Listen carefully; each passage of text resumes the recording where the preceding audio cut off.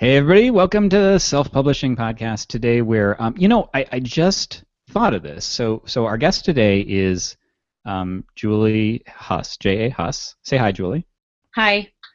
And Sean just said something about, we say that Ed Robertson is our Justin Timberlake, and maybe Julie could be like our Justin Timberlake. And I'm realizing that we're actually starting the show with her rather than waiting 15 minutes, which is what we normally do. And that is kind of a Justin Timberlake privilege. No, that's on the Steve Martin. Self-Publishing That's Podcast. Steve Martin territory right there. You're right. Maybe you're I the was Steve sort Martin. of wondering about that. I was like, aren't we going to have like 20 minutes of, Nonsense. Well, you're just joining in our nonsense, is what we're Oh, doing. good. You'll have to sit through the ad read, unfortunately. And you have to have something cool to talk about this week. Okay. That's right. Yes. So I don't know if you've had the full experience of Self-Publishing Podcast, or if you've only heard the segment that you've been on. But She doesn't listen we to do- this crap. Well, that's what I thought. I'd I like listen. clearly. I do listen. Okay. Well, so then we have 20 minutes where we waste everybody's time at the beginning, really catching up on whatever. So you get to participate in that. But hey, welcome to the show. So as an intro, before we get to our something cools and stuff, if you listen to an episode like maybe 30 episodes ago, I don't remember, Julie was on, and we had never talked to her before, like literally at all, like in prelim. Wow, that seems weird. Yeah, in prelim and nothing. Like we hadn't done a test call. We had exchanged like one email, and I distinctly remember thinking, like, what if she hates us? Like we didn't have any chemistry or rapport. And since that's occurred, Julie has become one of our favorite new people in the world, I think. Aww. And we've just done a ton of stuff with her. We've talked with her a lot, and just a wonderful addition to, say, the extended family of Sterling and Stone. In other words, she hasn't filed a cease and desist yet. Not yet. It's coming. So you're in for a You good guys show. are my people. You're totally my people. Well, I was actually thinking Dave earlier. is my real number one people. Yeah, it's funny. Julie's almost like the three of us blended together with estrogen, because there's definitely some entrepreneurial, I'll go balls out, try anything. She's also got the dark like baby selling storyline stuff going on that Dave gets off on, and you belong. Where am I in there? Am I just the part of the crazy entrepreneur? Yeah, you and I basically are stand-in for one, right? And then there's the Dave stuff, which is just the pure blackness over it all. So we're in for a good show today. People really liked the last time Julie was on, and we're going to talk today about creating a new genre, which I'll save the reveal on that until we actually get into the meat of the show. But it's a pretty fucking cool story, and it just is testament to the crazy ballsy things that Julie does. Oh, by the way, am I allowed to say ballsy? Because we said ballsy in one of our emails, and a female reader took offense to that because she didn't have balls. Oh man, she took umbrage. She sent us a very nasty email. You should from now on say it was very vagina-y. I'm okay with ballsy. Yeah, Okay. I never thought of ballsy as insulting. It wasn't Not even- insulting. It was just gender preferential. Apparently, we were saying that only dudes could do it. Well, I'm I rolling never- my never eyes. thought of it Am I that allowed to roll my eyes during this? People are too Yeah. fucking sensitive sucks that now. we can't see You it. are, but your office is too messy for us to see you rolling. Right. Dave lets us see his messy office, although it's Dude, very I'm clean not right even kidding. My son did clean it up a little, but no, it's bad. Your son cleaned it up. You didn't clean it up. No, I didn't have time to clean it up. Will you Jesus. show us your office if Dave shows us his garage? My garage is actually cleaner than my office. My garage is clean now. Oh, My it wife is? did it. My wife did it. Oh. No, I did about half of it. Who thinks he did actually have? No hands. All right, Dave, do you so have anything cool this week? yes. Are you asking me first? Yes, I'm shaking. Oh, it no, up. no, you go first. I was trying to remember what my something cool was. Oh, okay, I know. The Leftovers on HBO. I love that show. That's Yeah. my favorite. Yeah, last season I watched it and I liked it. It was very fucking depressing, so it's right up my street. And the way it ended, I was kind of okay with not watching it again. It was weird. Like I couldn't tell. Me too. And I was like, I don't know where they're going to go from there. And then they started this season, and I wasn't watching it at first, and I was just hearing all these people saying how fucking awesome it was. The ratings aren't there, but critically it's amazing. But this season they changed the way they're doing the story. Like they spent the first episode with a whole new cast of people that you didn't know.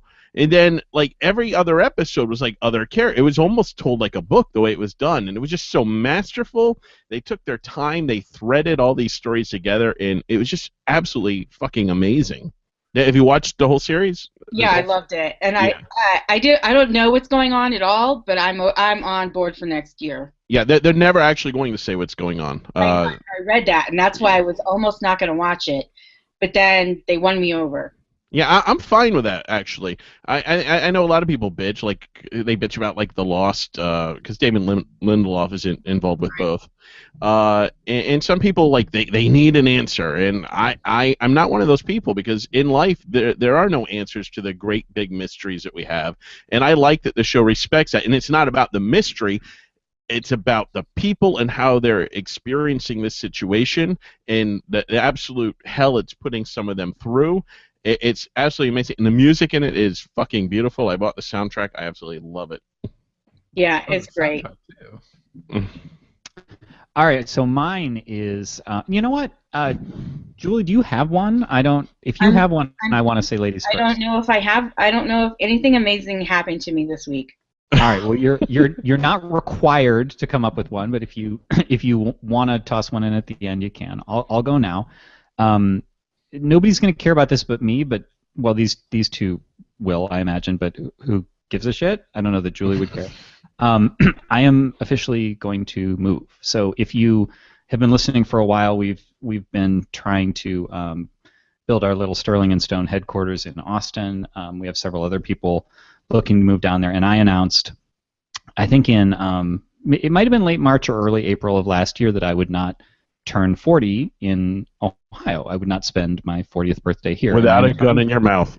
Without a gun in my mouth. I'm turning 40 in just about 3 months, a little over 3 months, and looks like I'm going to make it. So that's pretty good. We've we're going to put our house on the market. We're looking at properties down there, and that's really super cool and exciting for me. That is super cool. Can I buy your house in Ohio? Absolutely. I just want to get out of Florida. Okay. I said that during dinner the other day. I tried to convince Ethan that we are moving to Cleveland. He didn't buy it even for a minute. It sucked. Yeah. So mine's a show. It's a documentary series. By the way, Dave, I need the name of that Brain series because I wanted to watch it. It's called The Brain. I just got about this morning and started listening to it. I thought so, but it wouldn't come up on David Eagleman. No, if you search for The Brain, it doesn't. You have to search for Eagleman. Oh, that's weird. Okay, well, I couldn't find that, so we started watching something else as a family, and it's a Netflix documentary series called Chef's Table, and we watch a lot of we watch MasterChef and MasterChef Junior, and my wife loves to cook, and so we watch cooking shows, and it's cool. But the Netflix show is way more interesting. It's profiles. It's 6 episodes long, and they're profiles on 6 different chefs, and each one is like an hour long about this particular chef, and they're just really interesting. They're not about necessarily they're not like life histories or anything like that. They're about the art that they make with food, and so they really are about the creative process, and one of the guys is he's very scientific, and he works with all these different farmers who are engineering different foods, and they're engineering them for flavor, which nobody does. Everybody engineers food for profit. I want chocolate flavored broccoli, and I want it now. And he's thinking about like sustainable practices, and there's one farm called Blue Hill.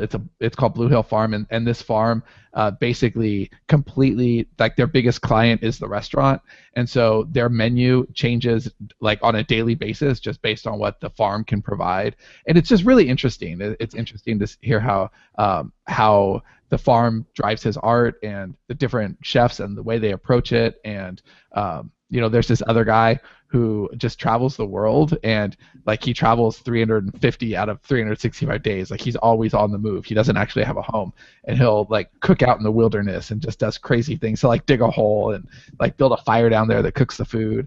But he's also one of the world's best chefs. He just happens to have these crazy methods. But it's really interesting. It's cooking as art in a much more pure way than I've seen on network TV shows about chefs. Did they have an episode on my favorite cook, Chef Boyardee? Chef Boyardee? Yeah. I knew that shit was coming. Yeah, you're a sad man. Culinary master he is. I He actually was recruited into the Navy by Captain Crunch.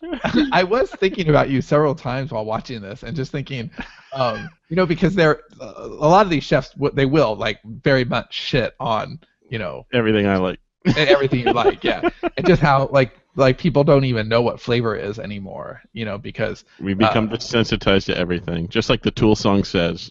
yes, and that like the first guy was talking about how the difference in agriculture, the fact that we can get anything from everywhere now means that we're not really leaning into natural seasons, and when fruits and vegetables and proteins are all at their peak, and we're really watering down what is exceptional. And Don't worry, we're gonna have global warming is gonna take care of the entire Midwest and all of the farmland. So there's gonna be a time where we won't be able to get everything from anywhere again. And oh well, we can Trademark right.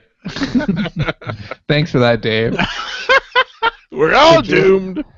So, Julie, did you want to toss anything in, or are you going to pass your something? Okay, so I did think of something because you Okay. guys were talking about like Yay! TV movies. So I did watch a really good movie called Uncanny. Have you heard about it? It's on pay-per-view right now. I have not. Hold on, I got one. Pay-per-view is like the God's gift to Julie because I am in love with pay-per-view.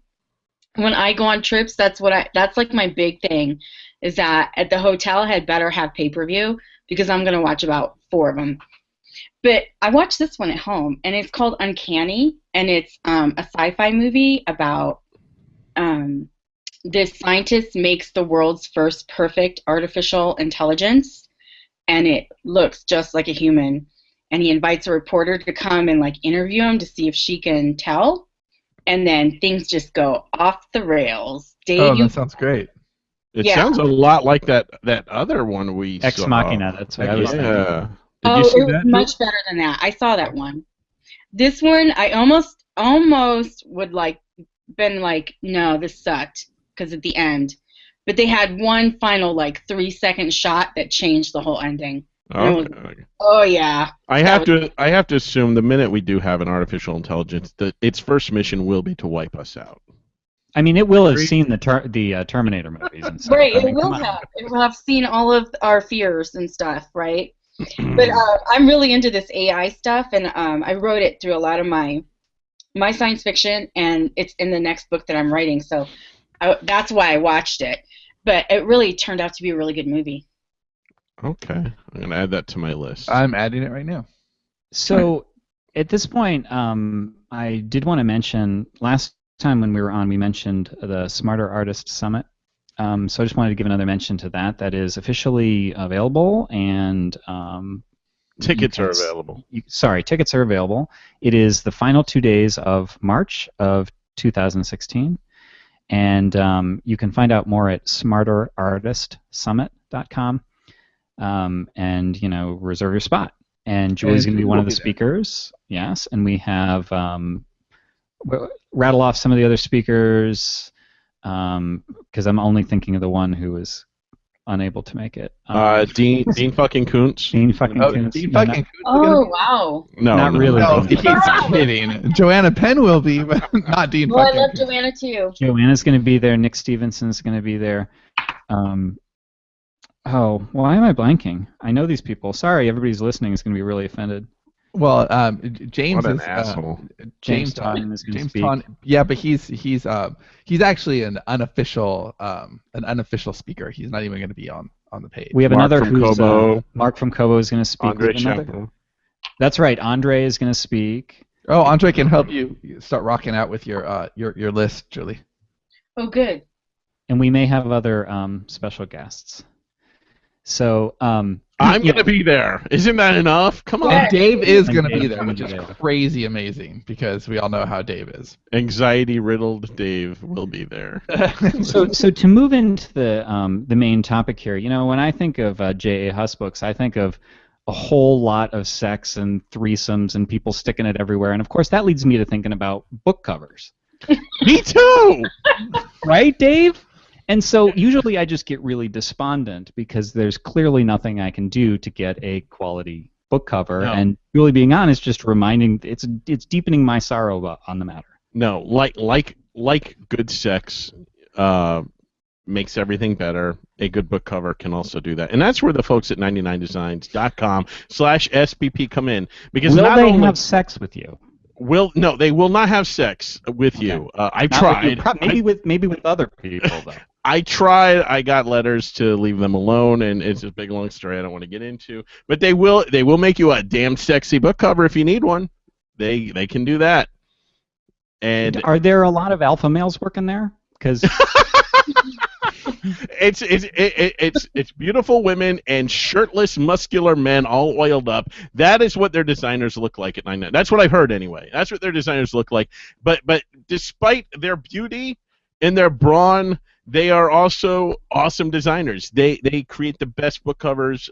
Whatever you need, whatever your genre, they can create something that looks just like the bestsellers out there. And let's face it, if you have a book cover and you did it yourself, unless you're a designer, there's a good chance it sucks, and you are robbing yourself of the ability to sell books again. Really, you're making an investment in yourself when you get a great book cover, and that's where 99 Designs comes in. So, Dave, when you call the sexy beasts and the alpha males shirtless, they even have werewolves designs. What do you? I mean, do you have anything to lose other than your inhibitions and virginity? No, you have absolutely nothing to lose, and you will have a wild time. And the process is super easy. You tell them what you want your book cover to look like. You give them some examples, maybe some other covers you like, and then designers will compete. Shirtless, hot designers will compete.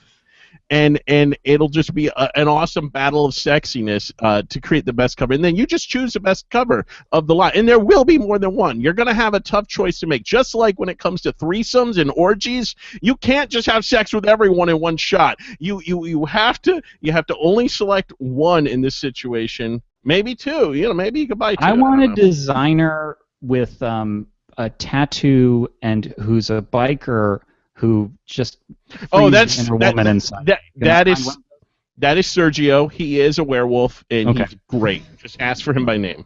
All right, fantastic. So start your custom design today at 99designs.com/SPP. Use the link, you get the free Power Pack upgrade valued at $99. So in the bucket list of things that 99 Designs has probably never had in their ad reads before, so now we got shifters and all sorts of sexy romantic trope. We're trying our hardest to get them to drop us.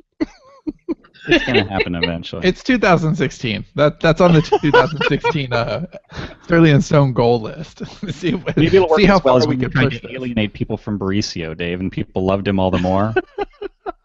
No, it's a great service. We turned down tons of advertising on this show, and we only said yes to them because they're awesome. That's true. So. All right, so moving into today's topic with Julie, I love that this is the topic, and we specifically waited to do this show until she could talk about it. We've known about it for a little while and kind of been giddy and kept the secret because we weren't supposed to reveal it. But Julie has invented a new genre, and I just remember when Sean and I heard this idea, it was like, wow, that's kind of amazing and awesome, and why have people not done that before? Yeah, we'll keep it under wraps for like another minute or so, just so we can tease it. But it is one of the things. As soon as you hear it, you'll be like, oh, because it is kind of obvious. But you've never heard it before. And once you hear it, you know that okay, well that's gonna work because that's chocolate and peanut butter. Like people are gonna want that shit together. So Julie, what genre was your last book in? Anarchy Found. Superhero romance. Dun, dun, dun. Okay, so we heard about this on a call, I don't know, 6 months ago, and she's like, oh, I can't tell you about my next project. It's too awesome.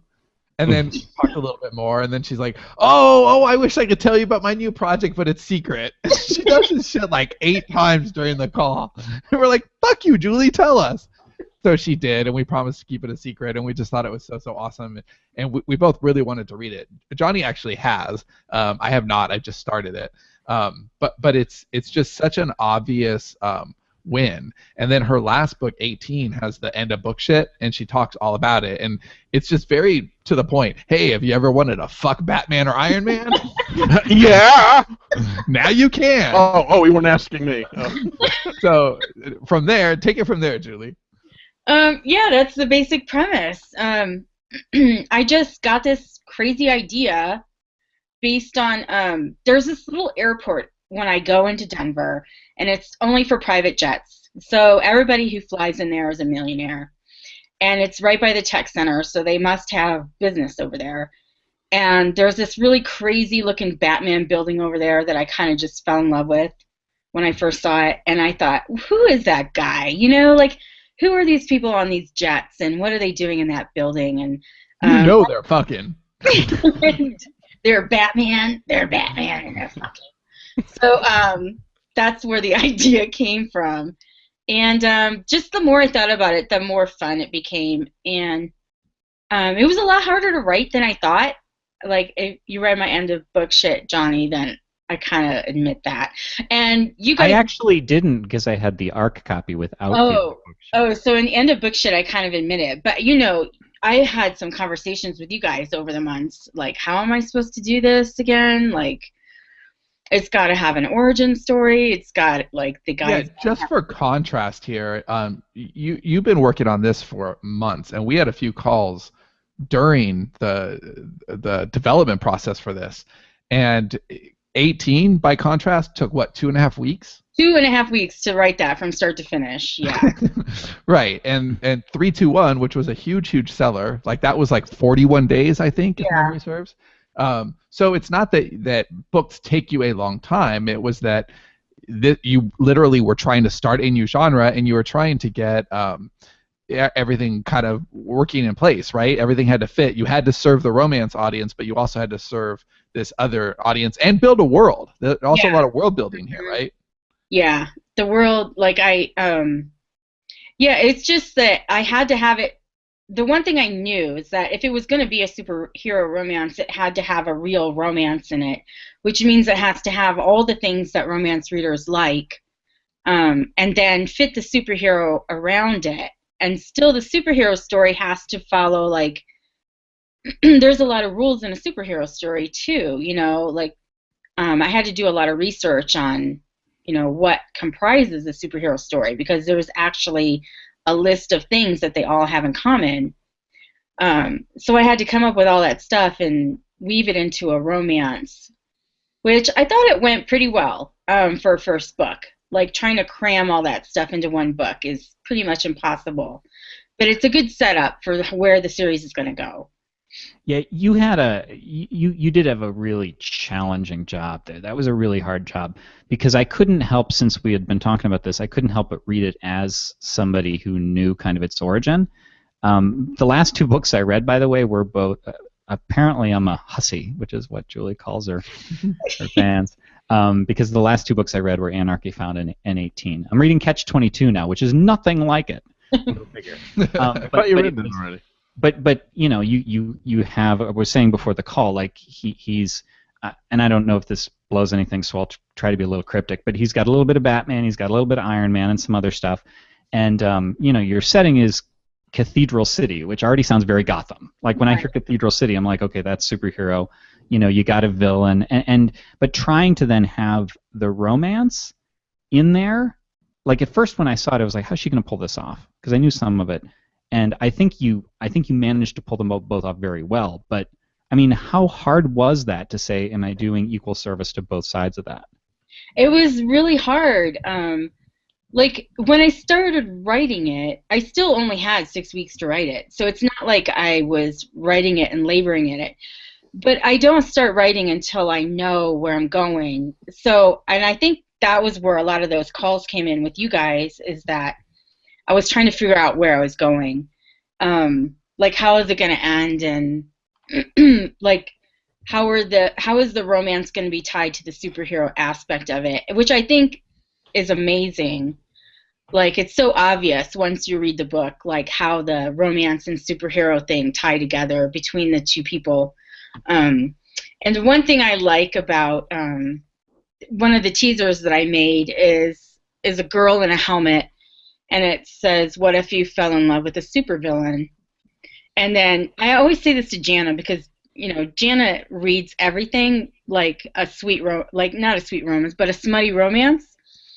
And I'm like, don't you kind of think that like Molly or Lincoln could be like the supervillain? And she's like, no. I'm like, yes, Jana. Yeah, the answer is yes. And she's like, no, Molly's not a villain. And I'm like, well, if you read the book, then yeah, she could be a villain. Like, don't you kind of think, Johnny? Like, what if I you could fell see in love that. with a supervillain could apply to either one of them? But I see why. Absolutely see why she's saying that, because, again, without revealing anything, he's more clearly the supervillain type in the book. Like, it's only a later sort of thing where I see what you're saying. Yeah, because you have to read all the way through to kind of realize who she is, and what she's doing in the book. So I thought that was kind of clever in the teaser, because it kind of sets up the whole book, because they fell in love with each other. So that's kind of cool. But yeah, it was really challenging to pull those two genres together, because it sounds so easy, superhero romance, but it's really not, because they're two different worlds. Because like a Well, superhero, and the world building is so like when you have a superhero, well, you have layers here. You have the romance to serve, the superhero to serve. You have the world building to serve, which is going to be bigger than in most romance books. But you right, also have the unique difficulty of an origin story, right? right, Every first superhero book or movie or whatever, it's an origin story, and they all have like a certain. I don't, and we talked about that on the call Sometimes too. the second, third, and fourth movie are also origin stories. Spider fucking Man. Spider-Man. I don't even know what's going on with Spider-Man. The last one was truly terrible, really really bad with Jamie Foxx. It was awful. abysmal. Yeah, it was terrible. But and the one before that was just unnecessary. But yes, the point is you also had to do an origin story, which is that's hard too. So you just had a lot of different ingredients that you had to work with, but there was one specific recipe you had to make. Yeah. It was definitely not as easy as it sounded when I came up with the phrase superhero romance. Right? Because it sounds like so easy, but Yeah, it does sound very straightforward. Not it necessarily does. easy, but direct. Yeah, but it's got to work for two different audiences, really, I think. Right, it does. And so I tried really hard to do the superhero, stay true to that genre while weaving a romance into it. And I'm happy with it. So I'm really happy with how it turned out. And we'll just see where things go from there. Now, how have your fans responded?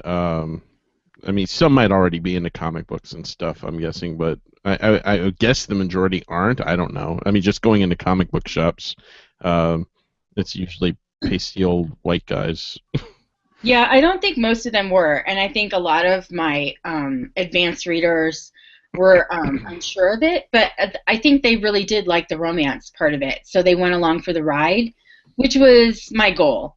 So if I could just string them along for the romance, that was okay with me, and see what they think at the end, because I think it does have a really good ending. Right. So actually, what Dave just said sort of it's sort of something I was going to ask about, and that's we have one of these weird we have several actually. We like Unicorn Western is it a Western with fantasy elements, or is it a fantasy with Western elements? And I would this is a romance with superhero elements rather than a superhero with a romance, for the reason that you launched it to a romance audience, and this is the part where I start to see if I can put words in your mouth because I think I know this story, but I want to be sure. You're trying to build a bridge, kind of, right? Like you're Yeah. trying to expand your repertoire. Can you talk about that? Well, I do enjoy writing the contemporary romances, but I think it's really limiting. Whereas anything fantasy or science fiction, that just opens up like millions and millions of possibilities when it comes to writing. And so I really like science fiction that is sort of contemporary, and that's what I tried to do. Is so I was stringing my romance readers along on for the ride just to see what they would do. Um, but it would be fun if I could do like a contemporary science fiction, which I know people are like, what is that? Well, it's just like an everyday world with some sci-fi elements, you know. And of course, I can't think of any offhand right now, but I like that when the whole thing is so real, like you could be living it like right now. And so I tried to make Anarchy Found like that, where there's really only a few elements in there that seem like they're really science fiction, because a lot of it is true to a point where I just expanded on what we're capable of doing right now. So go ahead, Dave. You want to say something? Well, no, I was waiting for you. Well, I was going to say I think it's bold what you've done, and going back to my earlier comment, I think that there are a lot of women into comic books nowadays that you hear about, and there are.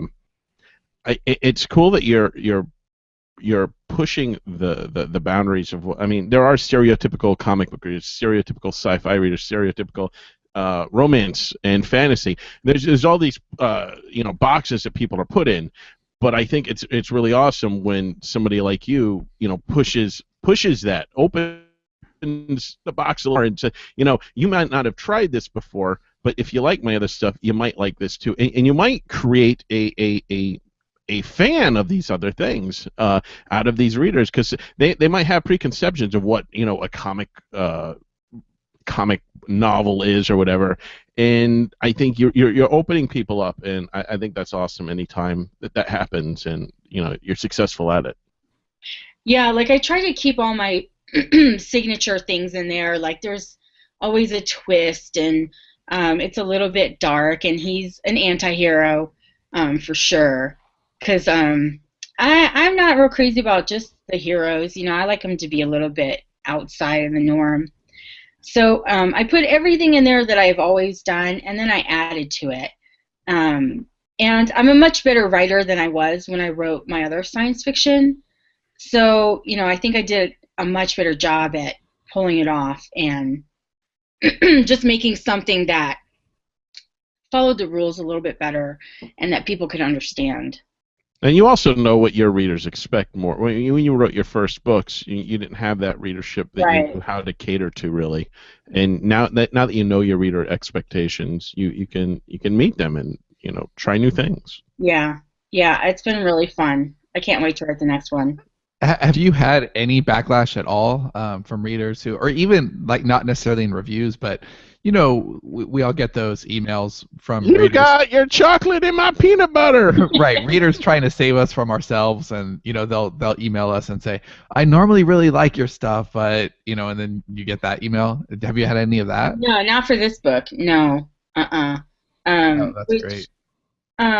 Which I'm surprised a little bit.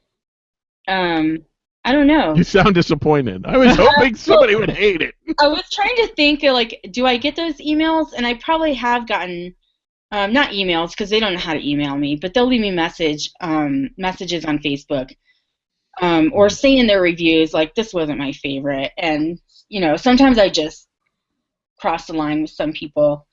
But usually when I do that, I find other people who have a line that's farther away. You know what I mean? Like they're okay with that line. And there's always a Dave. There's always a Dave. Yeah, a new fan that because they tried it, they're gonna stick around and read something else. So So yeah, I really didn't get any negative reviews about this. Well, you walk edges though. Like you're clearly not wanting to walk down the center. You're clearly wanting to push boundaries and see what people will take. And we've known you long enough now that it seems like your attitude sort of is, well, I'm gonna do it anyway, and fuck you if you don't like it. That's pretty much it. Yeah. So I wish I could remember what specifically, but when I finished 18, I read the end of book shit, and I slacked Sean and said, "You need to read the end of book shit for 18," because there was something that was so human about that, and so like, Sean? I wish I could remember what it was that I liked. Oh so yeah, it was great. It just basically said, "This is who I am," and it talked about how because this is genius. The tagline for 18 was based on a true story, which is just so awesome. And then you kind of answer the objections a little bit to anybody who would say, well, come on, this isn't really true, because it's about an 18-year-old who is sleeping with a pseudo teacher. That never happens. And wait.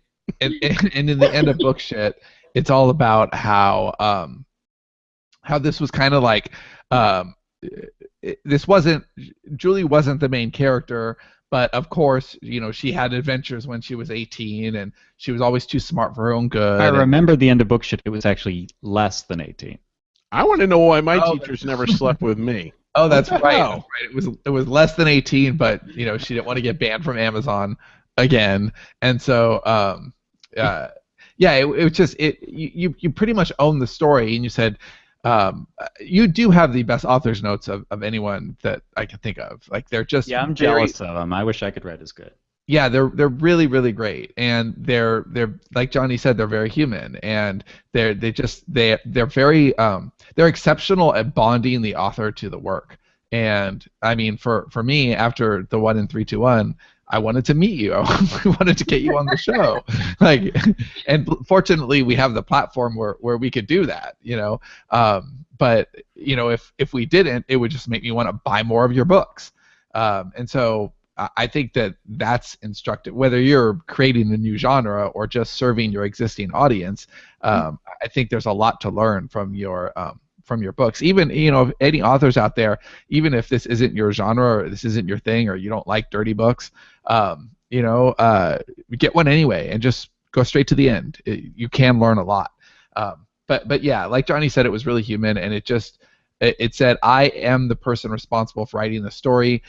Certainly it's not verbatim taken from my life, but it is influence. Only I could have wrote that. I guess more specifically, it painted this picture of your background in a way that, like, I already respect you a lot, Julie, but it was like this new level, and I was like, oh, this is who she really is, and it was, I don't know how to describe it. It's like where some of the shit that happened to you could have been taken as tragic or bad or whatever, and I'm sure it wasn't pleasant.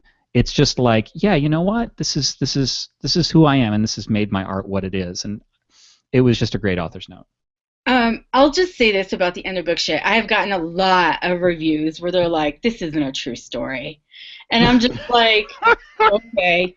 Yeah, I was 16, and I did date a 28-year-old guy when I was 16. That part is true. I dated a lot of 28-year-old guys when I was younger. Like, I don't know what my problem was, but I was wild. And, she's put a lot of men in jail. And I never had a relationship with a teacher. I'll say that right now.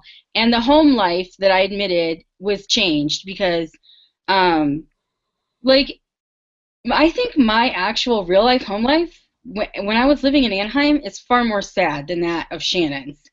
And my father, like, people don't know this, but my father, like, is kind of, like, I don't even know how to say it. He's not famous, but he has a background that's very unusual, and he still lives there. So it's like I wasn't going to bring, like, my real life family into it. So I made up the whole family life stuff.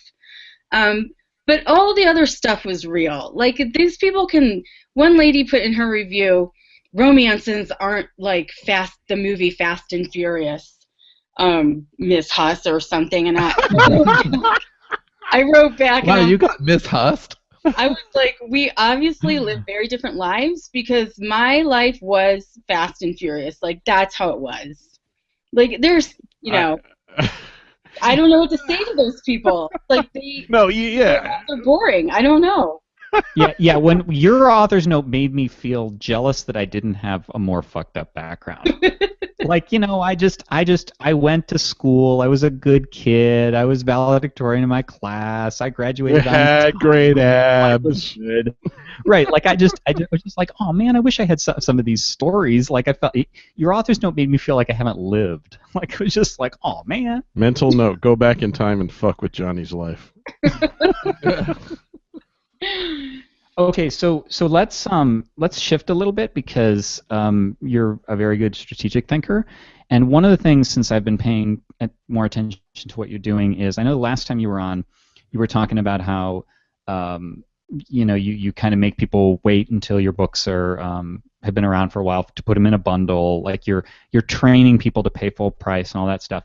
But I also noticed you've done a few 99-cent launches recently, and I just wanted to know what is the deciding factor where you say I'm going to do 99 for this one, I'm going to do 2.99, or what is it that you do that? So 18, I released at 99 cents because I wrote that book because I had the idea, but more importantly because I wanted to just get my name back out there and and the bloggers and everybody. I just want everybody talking about me when I released Anarchy Found. And that is the absolute 100% truth of why I released 18 and why I released it at 99 cents. It was a marketing ploy. And I'm not afraid to admit it. And it worked great for 18.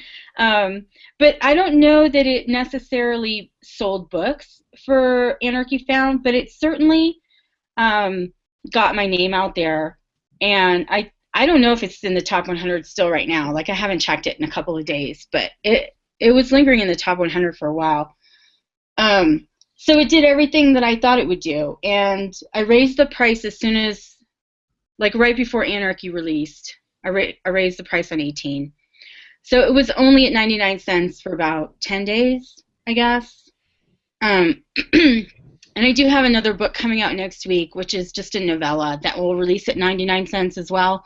And because that is just a present to my fans, it's a book called Happily Ever After about my Rick and Ronan characters. And all it is a Christmas present. And so that's why it's releasing at 99 cents. But most of the time, my release price is $2.99, and then I raise it to $3.99 like within the first 10 days.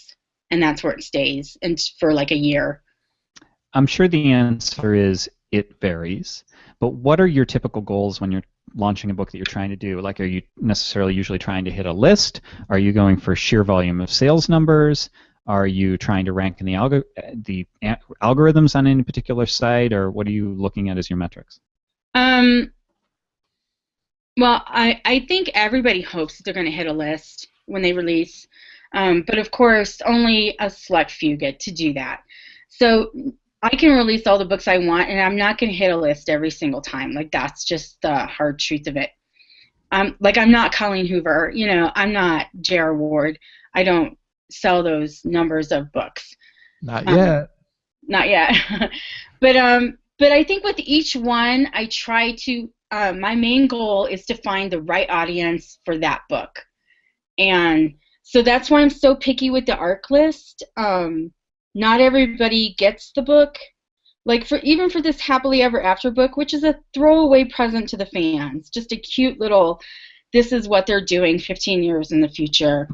Like, my ARC list doesn't get it if they didn't review Guns on Amazon, because you had to read all 7 books to understand the Happily Ever After.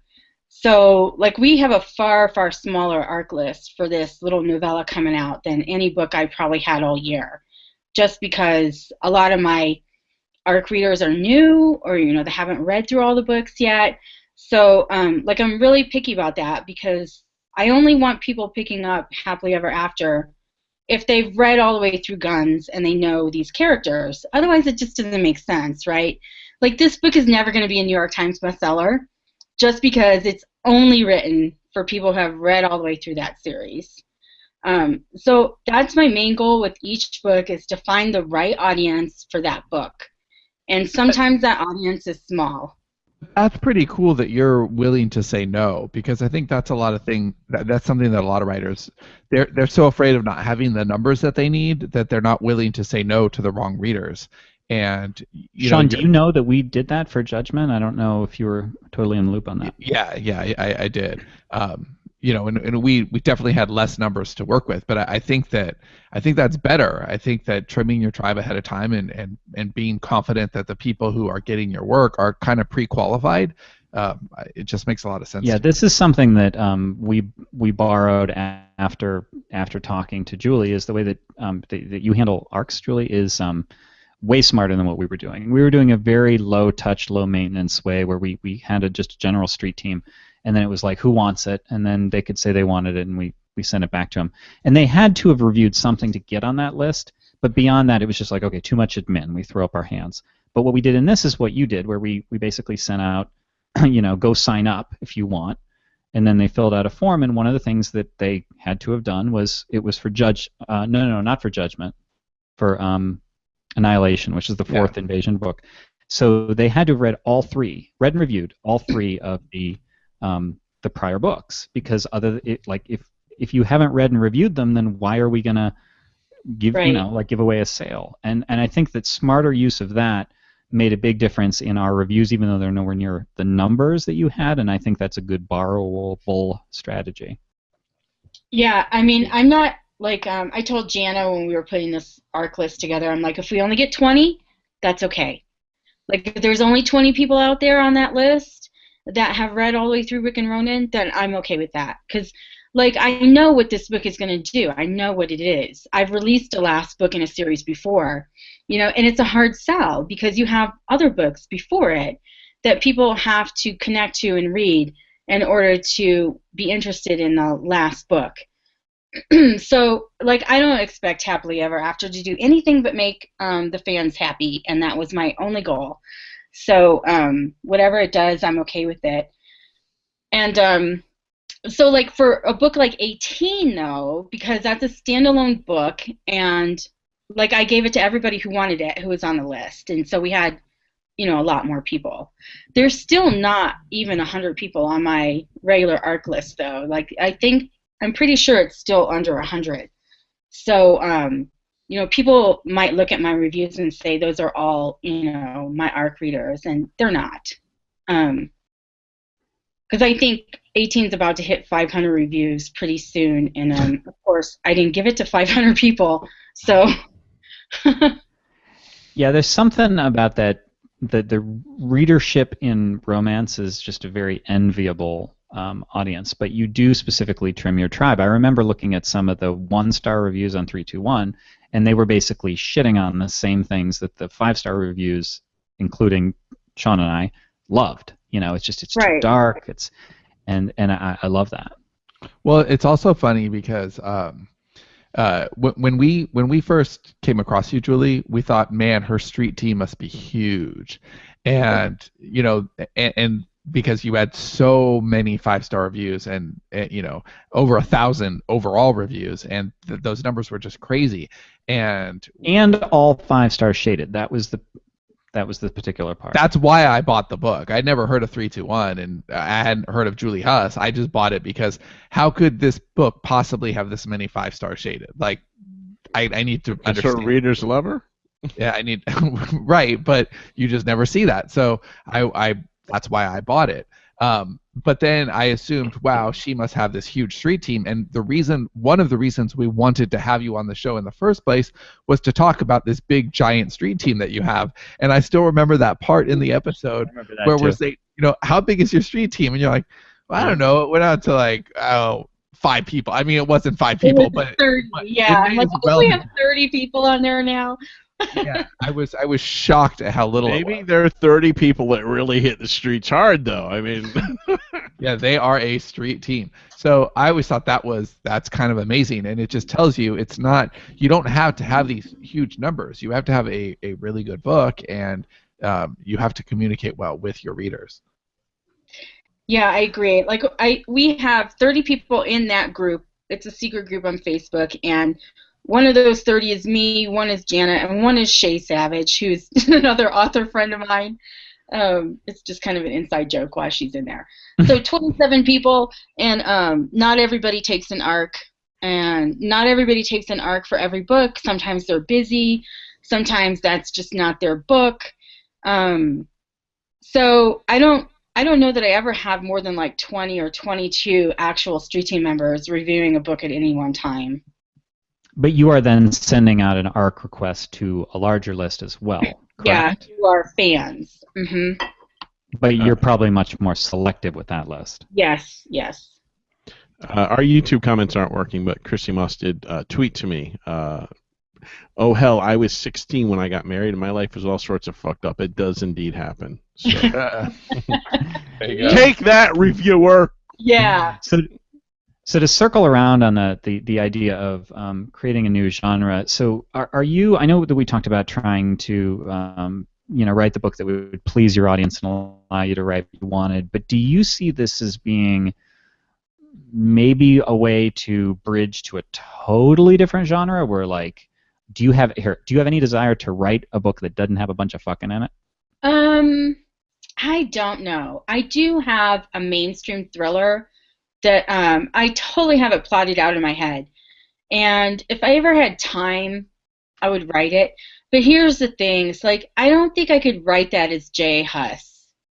I don't know if I would want to write a book without the romance. I really don't, because I do enjoy the romance, but I like the assassins, and I like that like secret shadow government stuff I had going, and I like the sci-fi. Like the superhero world is just really fun, and it's gonna get dirtier and darker as we go. So I can't. Of course it will. Yeah.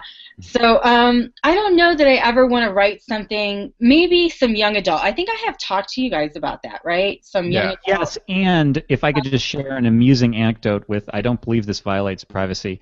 I think you were trying to argue for how you could get some dirty sex into it. Into the young adult stuff. I seem to remember something about that, or like, could I bridge to it? I'm like, but it's young adults. That's why I don't know that I could write a young adult story. Although right now I'm re-listening to actually on audio, The Raven Cycle by Maggie Stiefvater. I think it's Stiefvater, if I remember. Yeah, I don't know how to say her name, but yeah. It's an amazing series. Like that's really what I read. Like that whole Raven Cycle, and like Daughter Smoke and Bone by I can't even think of her name right now. But I like those big idea, long saga kind of young adult, almost fantasy. But the thing about these two series is that they're both really firmly rooted in a contemporary world. And like the magic and stuff is happening around them in their contemporary lives. So I would really like to write something really epic like one of those two series. Laini Taylor is the author of that. Yeah, Laini. Oh, that was such a great series, that Daughter Smoke and Bone. It's like one of my favorites ever. I would fangirl over her. I would. So you aren't looking to bridge out, and when I say out, I don't mean to leave romance, but you aren't looking to branch away, say, and write stuff that wouldn't be considered romance at all, at least under your current name. No, I don't think so. Because even if I did that young adult stuff, like I could probably tone down the sex and stuff and make it acceptable. But I would really, like, there's no way I would write something where it wasn't a romance book like those two books I pointed out. Even though The Raven Cycle doesn't seem like a romance, like it's all based on a true love type of magic that's going on in the background. I've got this very vivid mental image of Julie as Suzanne Collins trying to be like, so this is the scene where Katniss should ask Gale to fuck her up the butt, right? Just have this picture in my head. No, you can't do that. Especially after Anarchy Found, right? Because, like, that's kind of one of their little special moments. I do have a question before I know we need to sign off. Okay, so dudes get a lot of, flack. Oh, this is what I was actually going to say this earlier. Thank you, Sean. You'll say it better than I will. So you take this question, actually. I was actually going to put it in the form of a generalized sort of PSA.